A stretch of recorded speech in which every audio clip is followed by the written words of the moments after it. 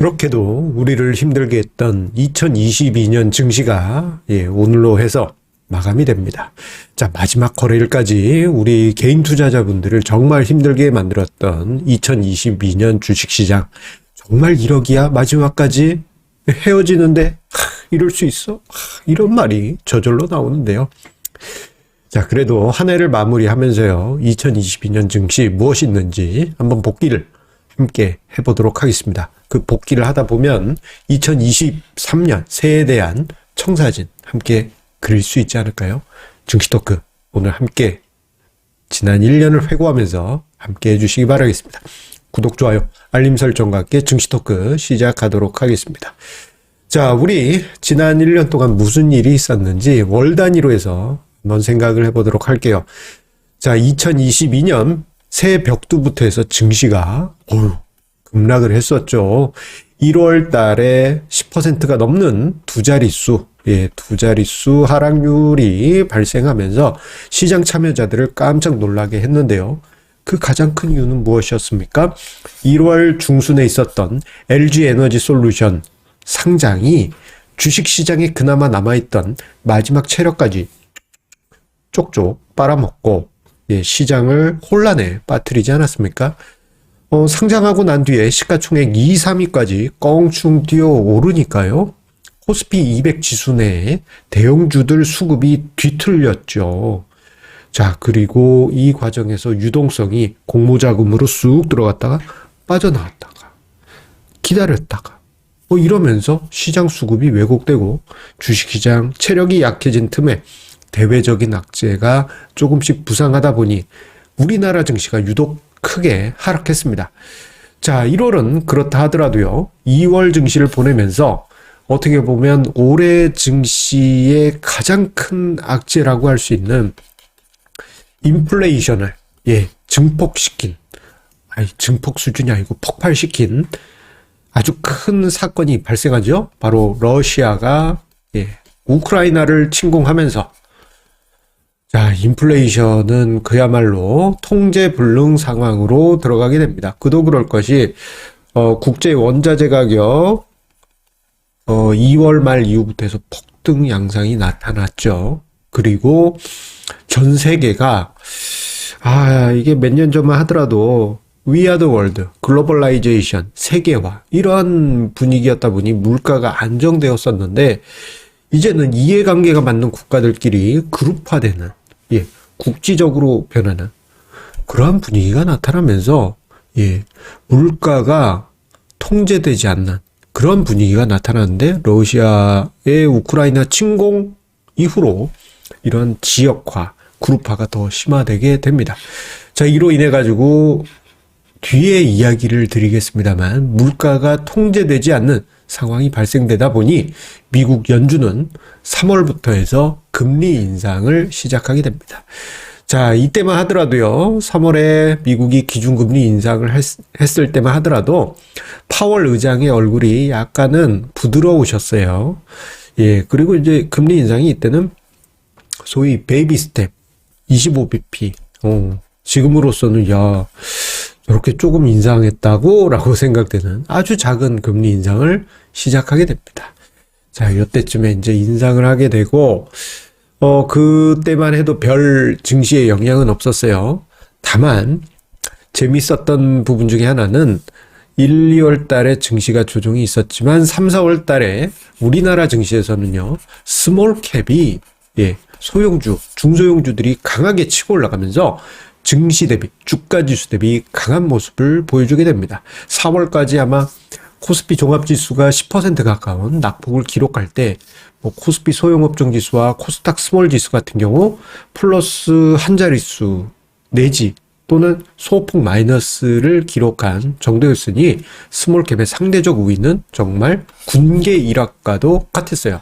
하지만 앞서 언급드린 러시아의 우크라이나 침공, 그리고 금리 인상을 시작한 연준, 이러한 상황은 이 이후에 우리에게 큰 충격을 안겨주게 됩니다. 그것은 바로 6월 달에 증시 급락이 바로 그것이에요.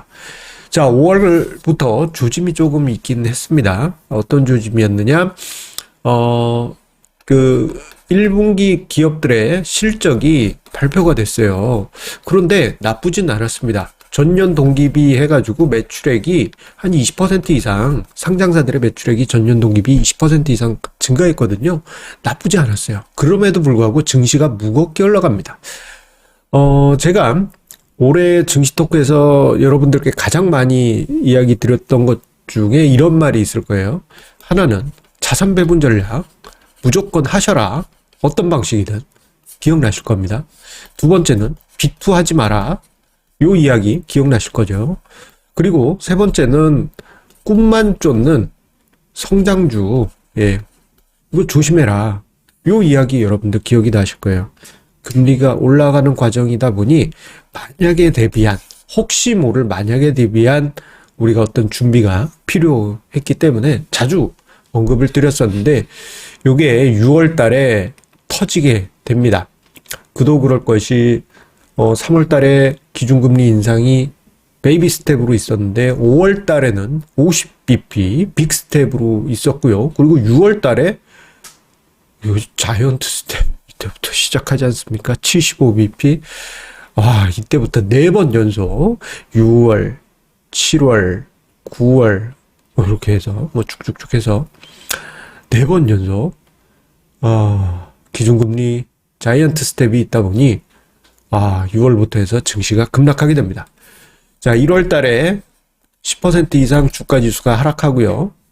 그리고 6월 달에 10% 이상 증시가 급락하면서 조짐이 좀 심상치 않았습니다.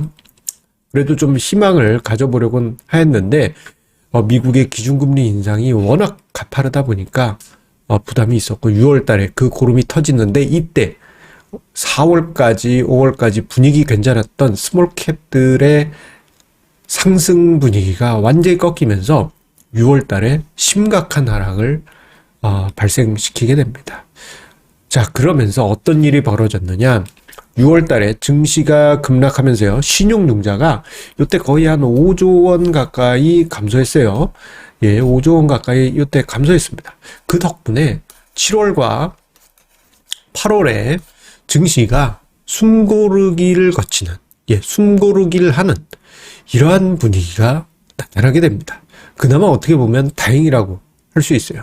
자, 급매물이 줄어들 수밖에 없으니 시장 외부적으로는 이런 분위기 있었어요. 7월 달에 또 75bp 기준금리 인상이 있긴 하였지만 이제 난 적응이 됐어. 이러한 글로벌 금융시장의 분위기가 만들어졌습니다. 이 정도는 각오가 돼 있는데 그러다 보니 반등이 나왔고 그 반등은 8월까지 이어졌습니다만 요 기간에 우리나라 신용융자가 의외로 너무 많이 늘었어요. 그리고 5월로 접어들면서 또 한 번의 자이언트 스텝이 기다리고 있다 보니까 결국은 9월 달에 또 한 번 폭락이 나오게 되고 그리고 7월과 8월 그리고 6월 이 6, 7, 8 여름을 보내면서 1월 달에 한번 충격이 있었잖아요. 그리고 6, 7, 8 보내면서 시장 참여자들이 완전히 질리게 됩니다. 개인 투자자분들이 이제 포기하는 그런 모습들이 나타나기 시작했는데 그 결정타를 날린 게 9월 증시입니다. 금리가 계속 인상되고 있는 이러한 분위기 속에서 시장의 긴축은 증시를 반등시키려고 하지만 이거는 데드캣 바운스에 불과하다라는 분위기가 커지고 결국 9월 달에 급락을 만들게 돼요. 그러면서 9월 말에 주가 지수가 2134포인트까지 밀려 내려가기도 하였습니다. 자, 그 후에 어떤 분위기가 있었느냐. 증시 급락이 지속이 되다 보니 증안기금, 증시안정펀드 요게 이제 집행된다라는 이야기가 스멀스멀 올라오기 시작하죠. 그런데 아쉬웠던 것 중에 하나는 이렇게 막 떨어졌을 때 요때 증안펀드가 결성이 돼서 딱 투입이 되면 좋은데 이때부터 가능성은 모락모락 피어오르는데 이런 분위기 있죠. 증안펀드를 결성을 할까 말까 하는 회의를 가져볼까 말까 하는 고민을 하고 있을지도 모른다. 뭐 이런 분위기. 얼마나 답답했습니까? 결국 시장은 그 후에 상승을 했어요. 그래서 제법 많은 반등이 11월까지 지속이 되게 됩니다.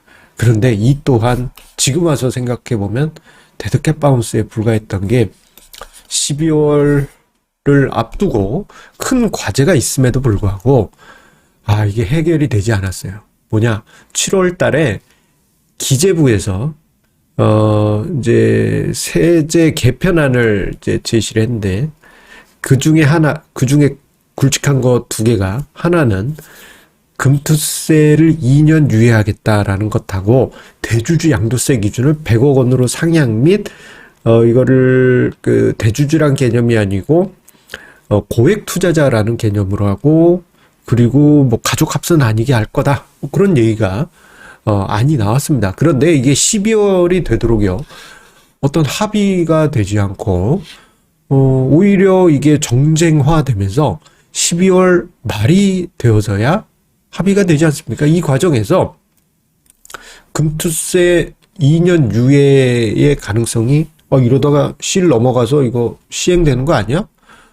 이 피로감을 느낀 투자자. 그리고 금투세 관련해 가지고 2년 유예가 결국 12월 말에 합의가 되지만 대주주 양도세 이슈가 정쟁화되면서 정치 쟁점화되면서 이거 어떻게 됐어요? 결국은 이거 10억 그대로잖아요. 대신에 이제 시행령을 해서 이제 가족 합산은 빼는 걸로 지금 이야기가 되고는 있습니다만, 이것도 이거 배당락 직전 전후로 해서 이번 주에 얘기가 나온 거지, 대주주 양도세 이슈는 실질적으로 뭐 이거 똑같네.